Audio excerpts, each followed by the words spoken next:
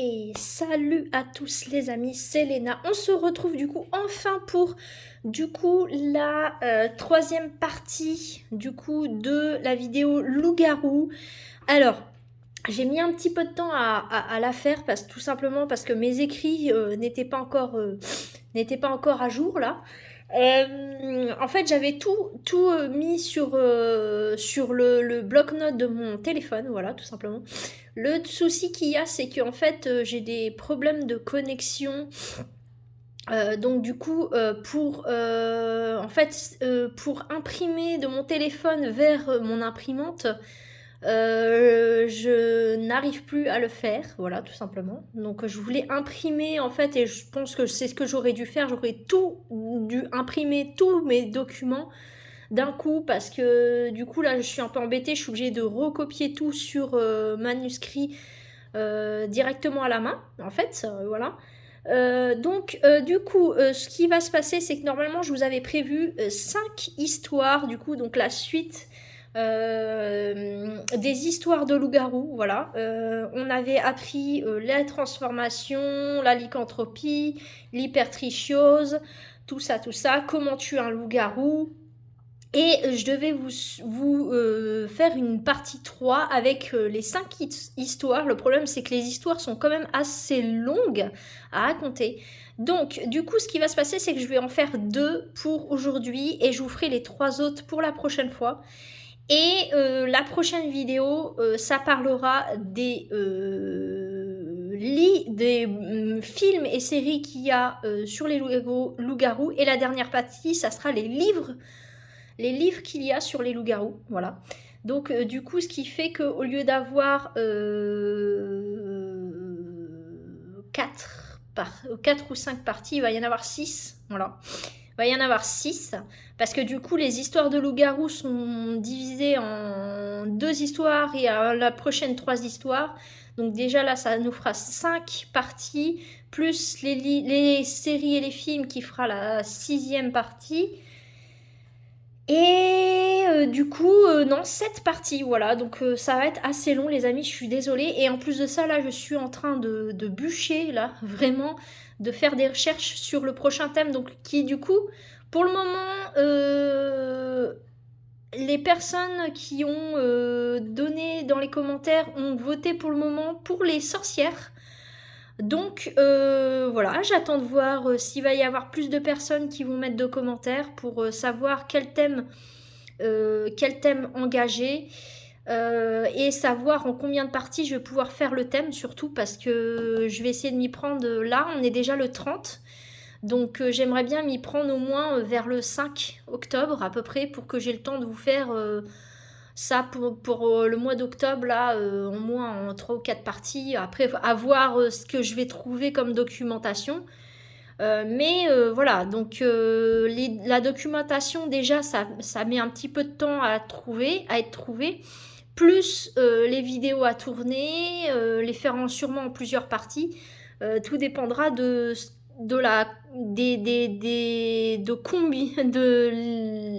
va dire des recherches qu'il y a, s'il y en a beaucoup ou pas, ça dépendra.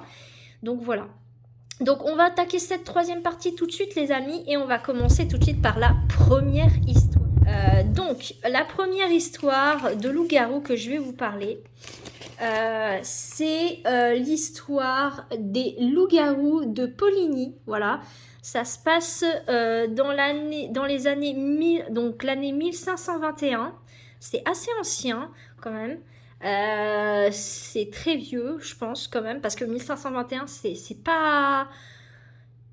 pas dans les années, on va dire, les plus anciennes, en tout cas, mais ça en fait quand même partie, parce que c'est vrai que 1521, bon, il y a les années 1800 qui sont quand même déjà assez anciennes, mais là, 1500, ça fait déjà très vieux.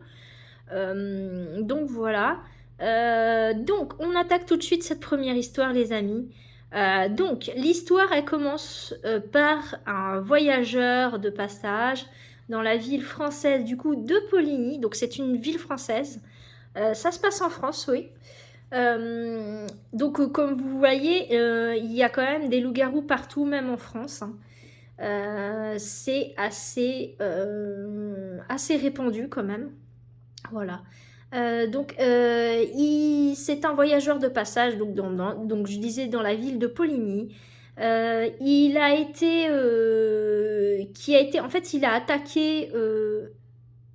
été attaqué par un loup-garou, enfin par un loup, parce qu'on ne sait pas encore que c'est un loup-garou, justement, c'est ça le souci pour le moment. Il a été attaqué par un loup, voilà. Le voyageur a combattu la bête, voilà. Oui, il l'a combattu. Il l'a même blessé. Et cela l'a conduit justement à la porte d'une maison. Et du coup, dans laquelle, justement, il est entré dans cette maison et il y avait une femme liée. Excusez-moi, liée, donc attachée, hein, le bras blessé, justement, de son mari. Voilà. Et donc, du coup, ça fait déjà extrêmement peur. Je peux comprendre, du coup, que moi, personnellement, j'aurais vu ça, je serais partie. Voilà. Le voyageur était, du coup, méfiant et il a rapporté tout l'incident aux autorités qui l'ont capturé, évidemment, torturé, hein, évidemment. Michel Verdun, donc c'est la personne qui était le loup, a avoué qu'il était un métamorphe, voilà, tout simplement, hein, il l'a avoué. Et du coup, il a également avoué un meurtre, du cannibalisme et un trafic avec le diable. Alors, je vous laisse imaginer quel trafic. Moi, personnellement, je vois déjà quel genre de trafic il aurait pu faire avec le diable. Donc, voilà. Désolée si de temps en temps j'ai un petit peu le nez pris, hein. J'ai eu un petit rhume là, mais ça va. C'est correct, voilà. Je suis pas trop atteinte. Ça reste correct. Du coup, enfin, il a nommé deux autres hommes qui étaient également, eux aussi, bien évidemment, des métamorphes. Du coup, pour préciser le nom de ces deux hommes, il s'agit de Pierre Bourgault et de Philibert Monton. Les deux hommes nommés ont donc été interrogés et l'un des deux hommes, Pierre Bourgault, a également avoué être un métamorphe et de plus, il a avoué commis d'autres meurtres, voilà, d'autres crimes, assez odieux même d'ailleurs. Mental voilà. Floss, donc du coup, qui est l'interrogateur de cette enquête, si vous préférez, va développer du coup les aveux de Bourgault en disant que celui-ci a raconté avoir passé un accord avec 3 mystérieux étrangers pour protéger ses moutons. Donc c'était un berger en fait, tout simplement, ce Bourgault. Et donc du coup il aurait fait un pacte, enfin une sorte de pacte, voilà. Bourgault prétend qu'on ne lui a dit que plus tard que le marché comprenait le renoncement à Dieu, voilà, donc en gros il devait renoncer à Dieu, donc en gros ne plus prier, ne plus croire en Dieu tout simplement, hein. Donc je vous laisse imaginer quel genre de trafic hein, ça pouvait être. Moi pour ma part je pense, il avait fait un pacte avec le diable, son âme contre une vie de métamorphe, de meurtre, etc. Moi personnellement je pense que c'est ça. Après, chacun est libre d'y croire à ça. Voilà, moi je pense que c'est ça. Il a reçu de Verdun la pommade qui lui a permis de se transformer en fait. Ça aurait été une pommade miraculeuse, je pense qu'il a eu du diable, ce Verdun justement.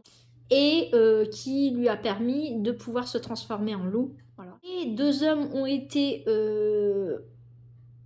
et que les deux hommes, justement, ils ont tué ensemble. Alors, par contre, je préfère vous le dire, dans ces histoires, il va y avoir des termes choquants.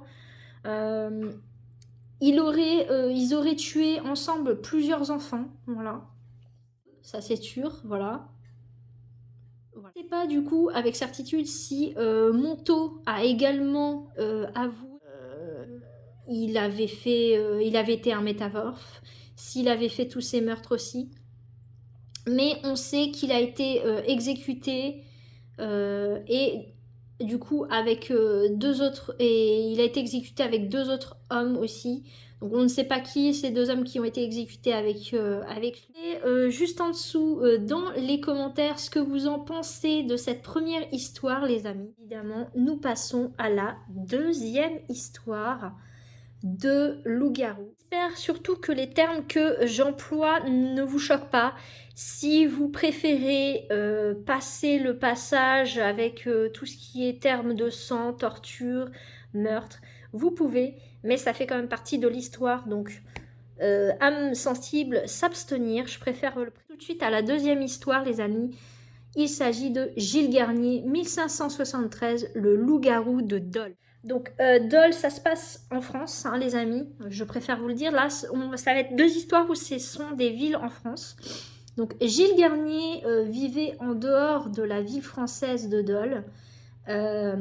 Il a été évidemment essentiellement un ermite. Tout le monde sait ce qu'est un ermite, c'est une personne qui vit en dehors de la ville, isolée, qui est coupé de la société en général, ou de la ville en tout cas, des villes aux alentours. Donc, quelques temps après le début de la résidence de Garnier, les enfants de la ville ont commencé à disparaître ou à réapparaître morts, mutilés et disséqués. Je vous dis, les amis, si vous souhaitez passer quelques passages, faites-le.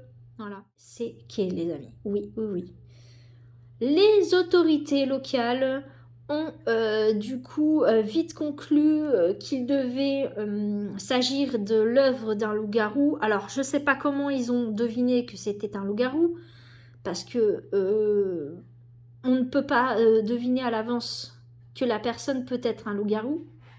Alors après, à l'époque, je pense qu'ils étaient très crédules et que le moindre signe un peu suspect devait paraître bizarre. Donc du coup, on pouvait suspecter facilement quelqu'un d'être un loup-garou ou autre chose. Ils ont du coup encouragé les citoyens à être à l'affût du coup du loup. Donc désolé les amis, j'ai fait mes notes, comme je vous l'ai dit, j'ai pris note par écrit, j'ai réécrit ce que j'avais sur mon téléphone. Et du coup ils ont été à l'affût du loup et à le chasser s'il y avait besoin. Voilà. Certains hommes des environs du coup de Dole, lorsqu'ils ont repéré ce qui semblait pour eux être un loup-garou, se dressant sur le corps d'un enfant. Voilà. Imaginez quand même un loup qui se dresse sur un corps, sur ses deux pattes arrière, c'est quand même assez suspect, je pense, quand même, déjà. Et donc, du coup, lorsqu'ils se sont approchés suffisamment près, déjà moi, personnellement, je ne m'approcherai pas, ou alors de très loin, je regarderai ce qui se passe. J'irai chercher des renforts et des armes hein, pour pouvoir me défendre quand même. Du coup, vu que ce n'était pas un loup, mais l'ermite Garnier, justement. So, là, je me barre en courant, je me dis, mais ce mec-là, c'est un malade. Après avoir été torturé, du coup, ils ont torturé Garnier, mais du coup, après l'avoir torturé, il a avoué de son procès, disant qu'il avait reçu la visite d'un fantôme ou d'un démon. Moi, perso, je penche plus pour le démon. Donc voilà, après chacun a son propre avis. Après, on croit ou on n'y croit pas au fantôme ou au démon. Lui avait du coup donné, donc ce démon lui aurait donné, ou ce fantôme lui aurait donné un onguent. Alors, la description de Onguent s'affichera juste en dessous là. Je n'ai pas la définition, mais je pense que c'est un peu comme une pommade ou un truc de ce genre, du coup on l'utilise et que, du coup qui nous permet du coup de pouvoir se transformer en loup. Il a du coup avoué avoir tué et mangé plusieurs enfants aussi, voilà, qui s'étaient du coup aventurés dans les bois. Il a ainsi dit qu'il avait partagé la viande avec sa femme. Franchement, personnellement, sa femme, je la trouve très courageuse de vivre avec quelqu'un comme ça, même s'il était quand même pas complètement conscient de ce qu'il faisait. Je pense que sa femme, elle a dû avoir peur et elle a dû manger la viande comme ça par obligation pour rester en vie, je pense. C'est mon propre avis, hein.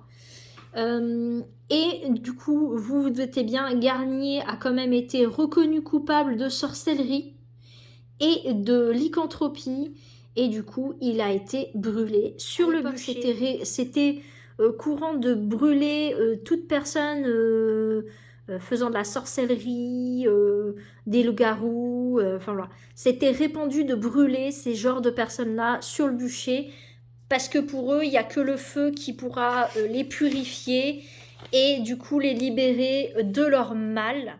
Pour eux, enfin, à l'époque, les gens pensaient que tous les gens qui étaient coupables de sorcellerie, lycanthropie, étaient des serviteurs du diable, tout simplement. Donc, du coup, comme ils ne sont plus croyants en Dieu, pour eux, ce sont des servitures du diable. Et donc, du coup, la seule chose qui pourrait purifier ces gens-là, les personnes coupables de sorcellerie, lycanthropie et autres, c'était de les brûler, justement. Je suis désolée par avance, du coup, si je vais devoir faire le reste du loup-garou en 7 parties au lieu de 5 ou 6, parce que du coup, les histoires sont extrêmement longues. Du coup, vous me direz juste en dessous, dans les commentaires, ce que vous en pensez de ces deux histoires, si vous croyez à ça, et laquelle des deux histoires vous préférez, la première ou la deuxième. Et si aucune des deux ne vous plaît, eh ben c'est pas grave les amis, au moins je vous aurai raconté une petite histoire ou deux sur les loups-garous, même si personnellement on n'est pas obligé d'y croire. En attendant, moi je vous dis à la prochaine pour la 4e partie qui sera les 3 dernières histoires de loups-garous, et on attaquera les 2 dernières parties sur les films et séries et les livres sur les loups-garous. En attendant, moi je vous dis à la prochaine, portez-vous bien les amis, et on se dit à très bientôt pour le prochain thème qui sera peut-être sur les sorcières ou sur un autre, peut-être sur le zombie ou le démon. Tout dépendra du vote de mes abonnés. Je compte sur vous mes abonnés pour voter le thème d'Halloween. En dessous dans les commentaires sur la vidéo présentation des thèmes qui est en musique, où je vous présente les 3 thèmes qui est le zombie, les sorcières ou les démons. En attendant, moi je vous fais plein de bisous et à bientôt. Bye les amis.